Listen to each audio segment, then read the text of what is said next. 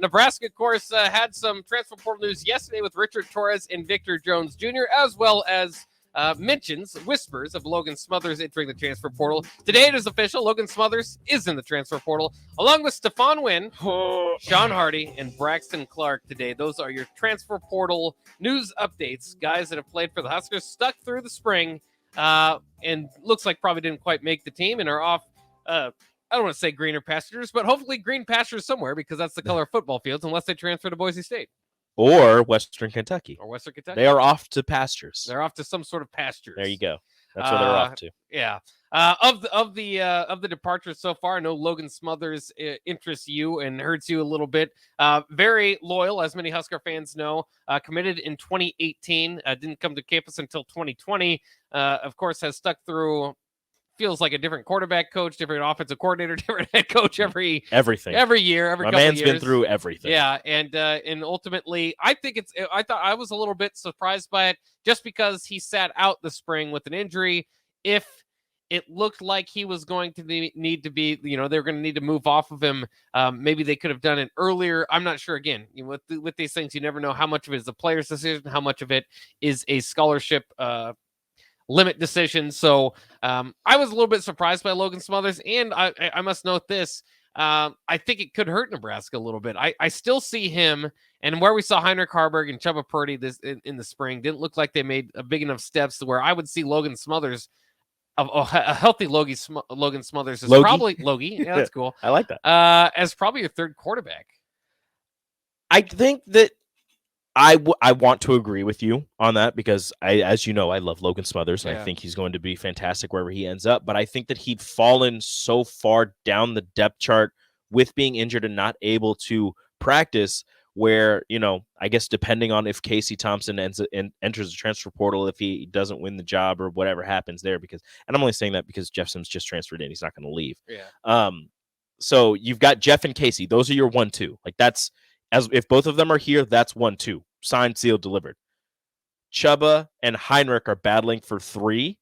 So, and whoever's after that would be 4. I think Logan has found himself so far down the totem pole, regardless of his ability to run and the way that I think he would fit pretty well in this offense.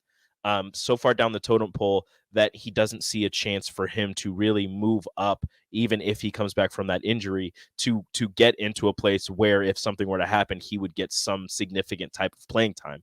So although he was loyal kind of to a fault to Nebraska, saying he came here, he's going to compete, he wants to be the quarterback for Nebraska, and that may have cost him a couple of years in college, playing college ball.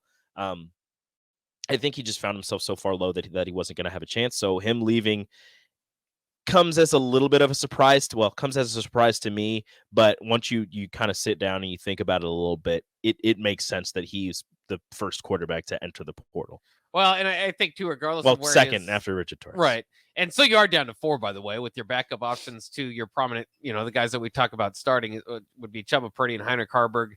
Again, looked like Heinrich maybe took the 3rd spot there. Maybe Chubba's in there. One way or another, I'm not comfortable with either of them. If you're going to have them have your full starter as of right now, of course, they've got years to develop.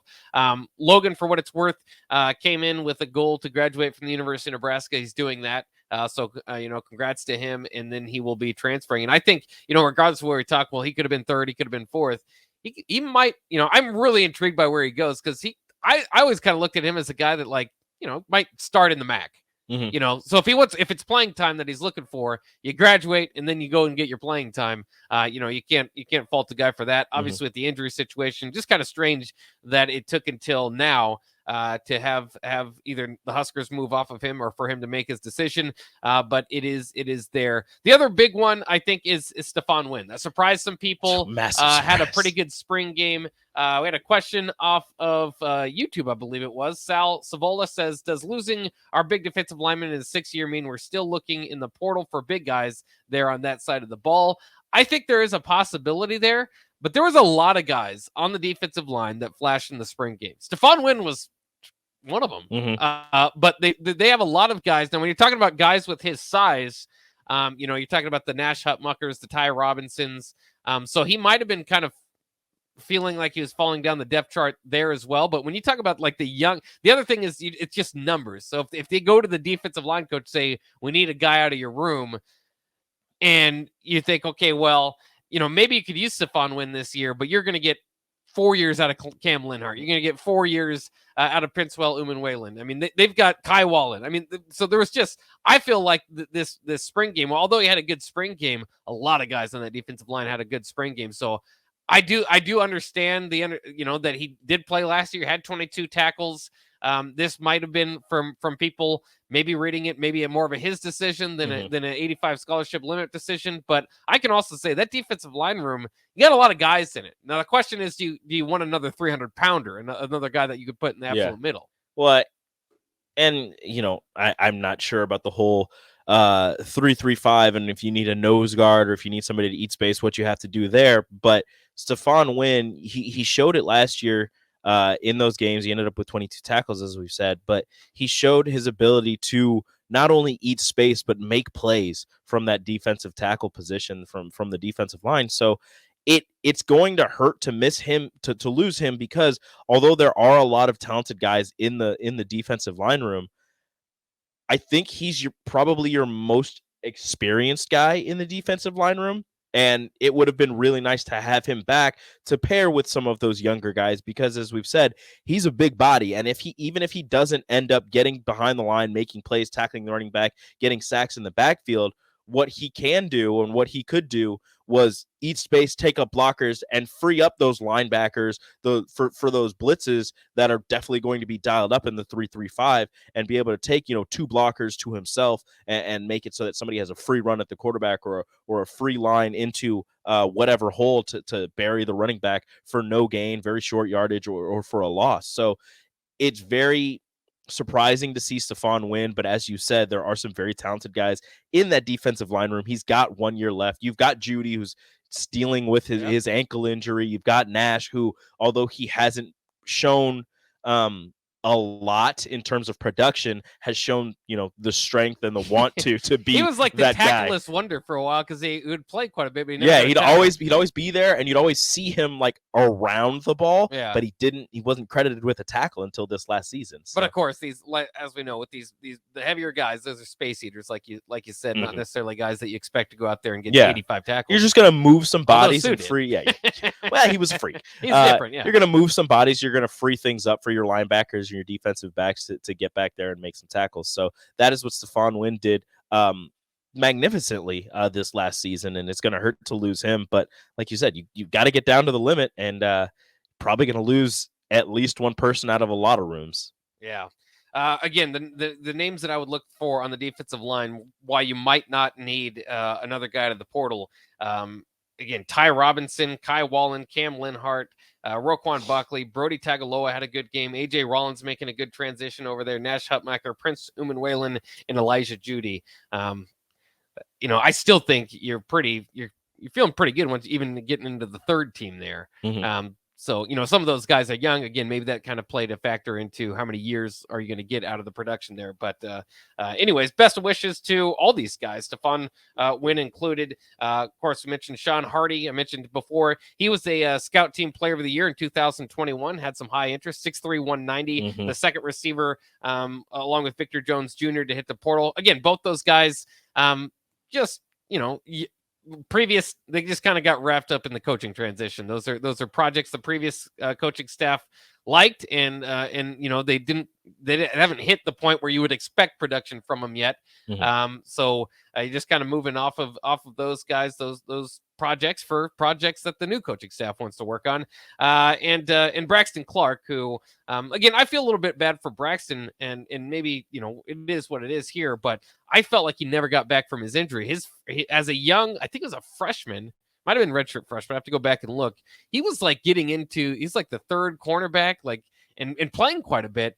Then he had an injury going into the next year, and we've just never seen him get back to that level. There was one season where coming into the season, he was projected as the number 2 corner. Right. And that was the season that he got hurt during the offseason.